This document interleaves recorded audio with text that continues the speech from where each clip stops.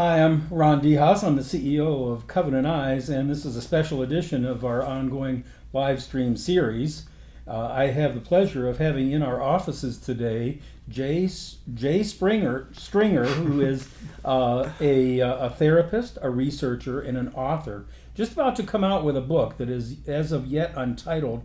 But I understand, and you'll see why you're going to want a copy of a chapter as an example as we talk about this issue, because everything that Jay is going to be talking about is backed up by extensive research.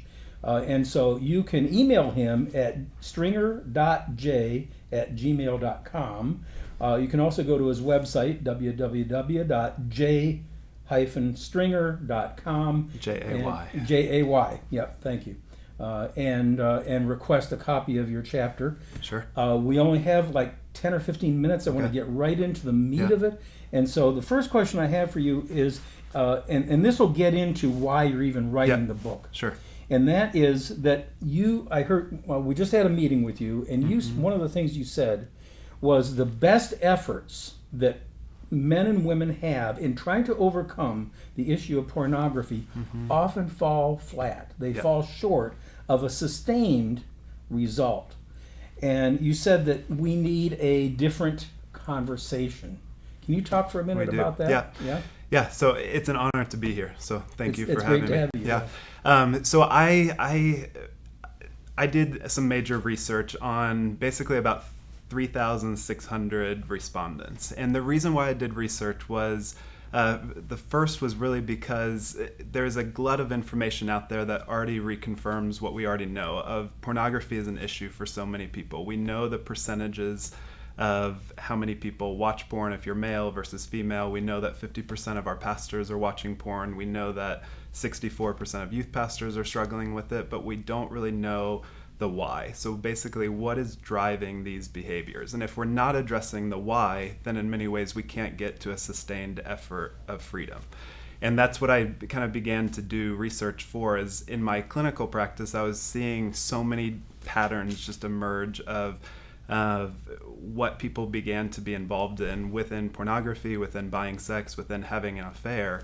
And there were very, very predictable patterns. And if there's anything that the research showed is that our involvement with unwanted sexual behavior is really anything but random. But if we want to find freedom, we have to identify what the unique reasons are that we pursue an affair, that we look at porn, or that we buy sex. So there's an assumption then that there's an underlying reason why we do those things. And what the collective stories of these 3,600 people said is that there are reasons for why we are involved in pornography. And I also heard you say that true freedom, sustained freedom from pornography, requires that we identify our unique reasons, the reasons that apply to me personally. There are universal reasons. So obviously. one of the major findings was with regard to the issue of power. So a lot of times within Christian culture, within society, we tend to think about pornography as a lust issue. But what the data actually showed is that pornography is far less about lust and far more about power. And so when we get into, if we're trying to treat it as a lust issue, or we're just trying to treat it as a willpower issue, or we're trying to say that people just need to abstain from sex for 60 days, we're not actually getting at what's driving a woman's thirst for pornography. And so what the data shows is that men predominantly wanted power over women. And so what we know from just men is that, we tend to carry shame, we carry a lot of burdens, a lot of futility within us. And if we're not addressing our futility, our pain, our hurts, that violence is actually going to show up in the pornography that we use. So men in the research actually looked at pornography dealing with, they wanted to see youth, they wanted to see college, they wanted to see even women from an Asian descent. So it was pretty clear that their arousal template was about power. They wanted to have power over the person in the scene. And with women, what we found was actually, in some ways, the opposite, is that women wanted to see pornography where they were powered over. And what that meant was that women actually viewed violent pornography at a greater rate than men. I heard you quote Seth Stevens-Davidowitz, Yes. is that his name? Yeah. That violence in pornography appeals disproportionately to women. Violence appeals disproportionately to women, in that women watch violent pornography at a higher rate than men. That's phenomenal. Yes, so surprising and so tragic. And to me, it even is a gender issue for those who are interested in feminist issues. That pornography is destructive from a man's perspective because men want to have power over women, and on the other hand, women disproportionately seek violence against women in pornography.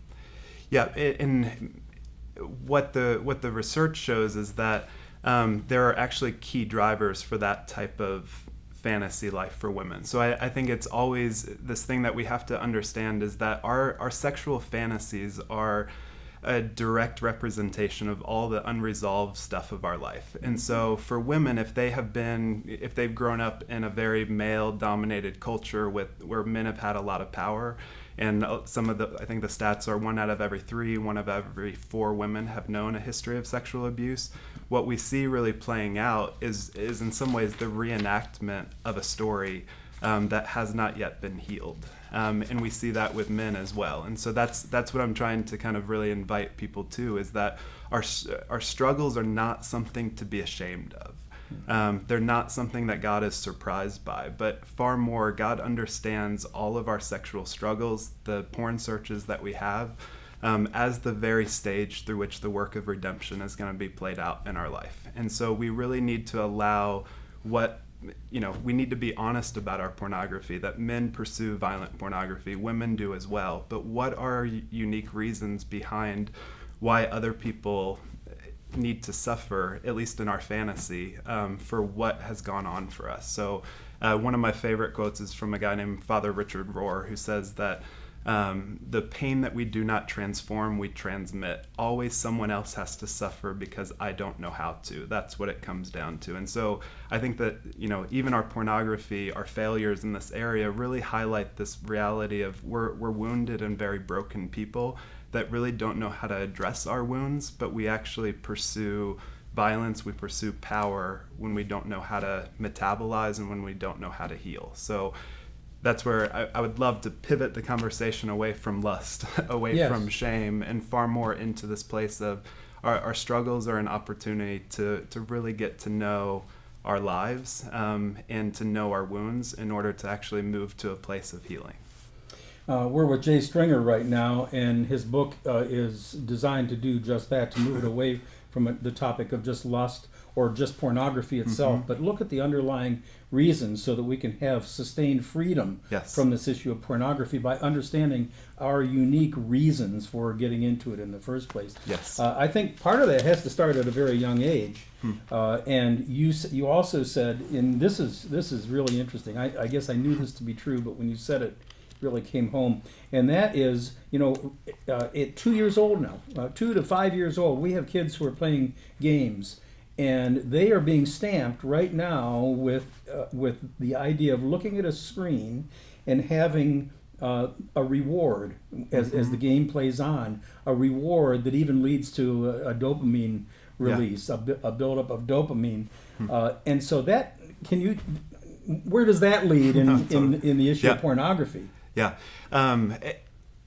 So much of just the way that our neural pathways are set up, especially with video games, we're a very, just as an American culture, we're a very dissociative bunch. Like we watch, I think the average is 4 to 5 hours of television. I think we listen to about 11 hours of media. I don't know if these stats are perfect. It's a lot. It's a lot. And so when we kind of have just those things of we're not in relationships with a lot of delight, with a lot of goodness, with a lot of play.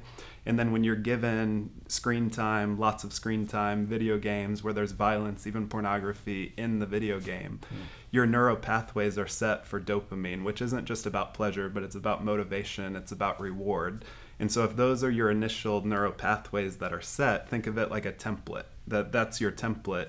And then once puberty hits, or even before puberty, and there's typo squatting or some pornography that's introduced, so many of the neural pathways just go from video games over to pornography. So it rivets people to a sense of dissociation, sense of addiction over a lifetime. Yeah, definitely. Yeah. You know, when I was a kid, and I've said this in other live streams that we've done, when I was a kid, it was just understood you never touch heroin. You stay away from it because it's deadly. Yeah. You don't even go in the same city with it, you know? Yeah. You just stay completely away from it. I wish it were so with pornography. You gave a statistic that only 5 to 8% of respondents in your study have had a helpful conversation about sex with their parents. Yes. So if you had one message that you could pass on to parents who might be listening, what would that message be? Yeah. So the stats were, I think, only 5% had a genuinely helpful conversation with their father about sex, and only 8% had a genuinely helpful conversation with their mother. So I think it's one of those issues that we have to, I don't think it's necessarily appropriate for a parent to disclose all of their sexual history. That bombards kids with far more, but I think that there is a way of kind of talking about our bodies as beautiful and as good, because so much of what happens with pornography and shame is that we begin to feel like we're unwanted people, that I look at my life, I look at my pornography history, my search bars, and all I see is shame. And that's reinforced in this type of family system that might be more rigid, or maybe people are just really busy and driven. And so when a kid is growing up in really formative times of their life, and they don't have that sense of a mom, a dad that really blesses them as stunning and as beautiful, you're going to kind of pursue behaviors that reaffirm what you think about yourself. And so from a very early age, I think what parents can do is really just delight in their kids, love them well, but also teach them about their bodies, that, you know, they're name the genitals as what they are. Don't make up different names. But there's ways that we can kind of talk about our bodies. Even I have a 4-year-old and a 2-year-old at home, and I don't necessarily talk to them about the fullness of sex and, you know, intimacy right now, but they're learning things about their bodies. So my son knows that if, like, he's playing with his sister and his sister kind of makes a squirm, that's a no, and he needs to begin to respect what her body is kind of saying or not doing. So I think we can kind of begin to layer very early just things that we would want to be true of our adult children. Of are you in relationships with a sense of delight for your partner? Are you in a place where you actually honor her and respect what she desires? You're attuned to her face if she's sad or lonely. And that's what we can really begin to do with our kids, is because our sexuality is so many times just an expression of the core reality of who we are. So I think in many ways that's what needs to be done, is delight for your kids. And what else needs to be done is I'm gonna email you to get a chapter of your book. Looking forward to your book coming out. This is going to be great. As I said, everything that Jay has talked about is backed up with extensive research. So, Jay, I just want to thank you for joining us. You, Ron. And I really do look forward to seeing that book come out. Yeah. I know you got to get to important things. You're going to be doing some more talking here at Covenant Eyes, not the least of which is to go home to your 4-year-old and 2-year-old back in Seattle. So thank you for joining us. I mean, it's such an honor to be with you all and to be with an organization that is on the front lines of saying this is a problem and there's a better way of living, and to really, I mean, just that you all are curious about what is the why is so refreshing to be part of. So amazing to embark on this with you. Look forward to many years ahead for both of us. So thank you for joining us on this live stream, Covenant Eyes. Thanks.